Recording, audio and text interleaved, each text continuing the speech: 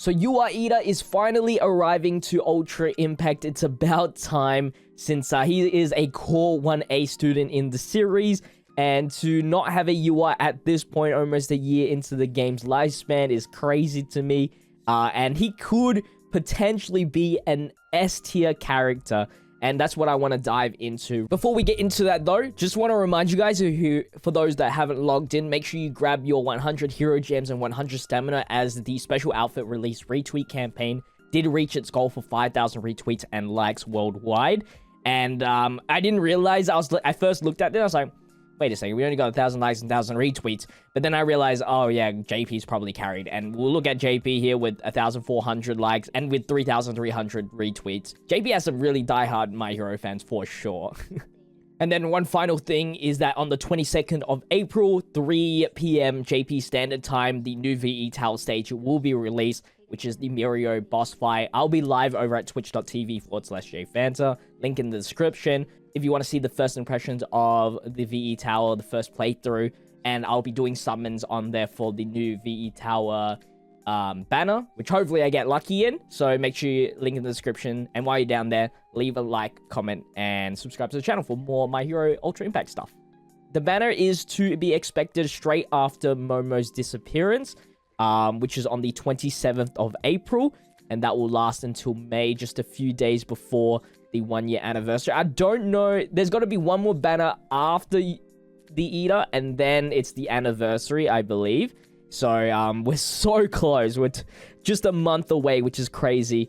And the art's already been in the game for so long for this Iida. So this should be his unawakened form, and then this should be his awakened form. And I believe this is from the Stain fight. So maybe we might get a Stain straight after this, who knows? Because that's also what we need. Now, with that, there's going to be an event, which the event image has been data mined, and it will have the Class 1B students, or 2 of them at the very least. Don't know which one's going to be the farmable and which one's going to be the summonable. I would assume that she's going to be the farmable one, and this is the summonable one, because she's already in the summonable gachas. So that just makes the most sense. And in terms of their abilities, Iida and the SRs have not been data mined. Unfortunately, there's no information on them just yet, but I thought today's video we could speculate what at least the Iida could potentially do. So I've brought up the 4 Iidas that are currently in the game, ranging from rares to SRs. Thank you to the Ultra Impact database for this information, and then just based on this, you could probably get an idea of potentially what the UI Iida can do. So all of the Iidas here are really speed-based characters. I think that's all one thing they have in common. They either buff themselves in speed or an ally. So the rare one buffs speed by allies by 25% on his action skill 2. The other Iida has a buff for his own speed by 40%. And then the SR blue one increases his own speed. And the yellow cooking Iida provides all ally speed. So I think that's going to be a thing for the UI Iida. He's either going to be buffing speed for himself or allies.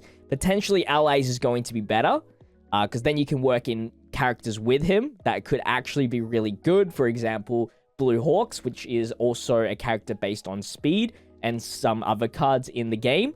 So I would say, you know, like a 30% ally speed bonus would be good. I would hope, though, if it is going to be an allies buffs to speed, I would hope it's a skill that does damage here. This one does not. I think that's one thing that I hope that they do. And if not, then I would rather just take the self buff in ally speed. Now, there is one little auto skill that I really like here as well. Increased speed of all allies that are 1A student characters. I think this would be amazing of an auto skill. Just this auto skill on itself. And then maybe like some extra, I don't know. All you need is really this. And it would be like an actually good auto skill. Even if it is restricted to 1A students, that's actually insane. Now, for the plus ultra skill, I think it's going to have like a pretty average plus ultra. But I think this ability with the skill impact is increased relative to the character speed would be a nice addition to his damage, making it so that he can get a lot of damage out, because of course he's buffing his own speed. And I believe he's like one of the fastest SR characters with 360 speed. I looked at the SR Hawks and he has just about the same thing. So I would assume that the UI Iida is going to be one of the fastest characters in the game, which also leads to why I think he's going to be like one of the best characters in the game, is because he's going to probably be like a meta PvP character for that speed bonus. Just like the Hawks, he's like very, very good. But if it's anything like the Hawks, with the speed bonus that he gets through auto skill, he could be even better than the Hawks. So what about his other action skill? So the other action skills that he has from like regarding the others is just like either a support or damage that provides normal attacks. I think this one provides, yeah, a double tap. Double tap's not the strongest ability. It's good for VE tower, not really that great for really like PvP. It's not really a situation where two normal attacks, I guess sometimes, but it's not like game changing. This is just like to help it run in VE tower, but I feel like if they were gonna do this properly, they would just solely like focus on PvP other than VE tower. Make him an F tier VE tower character by all means, but as long as he's like an S tier PvP character, holy crap. I think a lot of people will be trying to summon for him if he's like meta breaking. Some of these other auto skills, like all of it is like based on speed. This one's power, which can technically be just speed. If like some if there's like an action skill that is based on relative character speed, then that would be great. But yeah, he's really like pretty like one-dimensional kind of a character where he's just always just buffing up his speed or buffing up his power. He doesn't really like none of the others other than like the speed support. Nothing else like really shines about him other than the double tap. So would you guys mind if he was just a pure speed character and nothing else? You let me know in the comment section. Of course, you can always add some things. Obviously, crit rate would be great. I don't think any status elements would make sense on him. Unless they add something new, of course, which is highly unlikely. Double tap makes the most sense for him as an ability. So I just don't see any other things. He could debuff, or at least maybe, you know, it would make him even better if he had status ailment nullification. Or debuff and defense maybe, or crit rate increase, or status ailment nullification. Any of those three, and he'd be like good. He'd be like really good. Even just the speed to all allies. If it was like an auto skill, that would be good enough. It would be kind of OP, I'm not gonna lie, because there's nothing to counteract it. So, like, you know, like the Red Todoroki, debuff speed of all enemies by 15%. See, that is not too OP because there are status nullification stuff. But I don't think there is a... Well, there is removal of buff, but that is through like an action skill. I don't think there's an auto skill that can remove buff first turn. I might be mistaken there. I don't remember every character's details, but yeah, I think Iida might actually be a very broken character that will come out. He's typing, though. We have yellow, we have blue, we have green, and we have blue.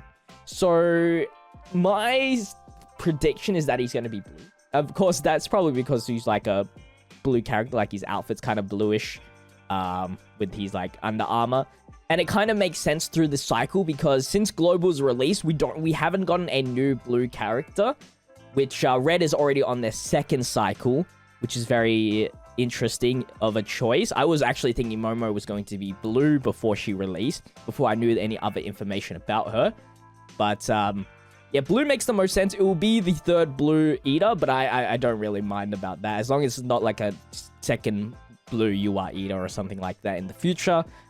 Blue makes the most sense. If not, green would make the next best sense because of the fact that the last time we gotten a green was Nedry. And we've already gotten a destruction character with Darby not too long ago. So green and blue are the next in the cycle, if they were going to like evenly spread out the characters. And one thing, if it is double skills that attack, I hope they're like 3-4 turn cooldowns. That's the one thing I also want. So character relative to speed, speed buffs to all allies through his auto skills, speed increase from his own skills, double attacking skills with 3 to 4 turn cooldowns, and plus ultra with a high, greatly increases skill impact relative to the character speed, and it would be great. So yeah, that is my conclusion of my guesses of what the UI Iida will come out to be like. Just based on like what these guys have and what like other materials we have through the game. That's gonna wrap it up for today's video. Hopefully you guys did enjoy. Once we get the full information for the Iida, I'll make a video on that so you guys know what's up with the Iida and my thoughts on him from first glance. Anyway, I'll see you guys in the next one. Until then, stay healthy, stay safe, stay fizzy. Peace out.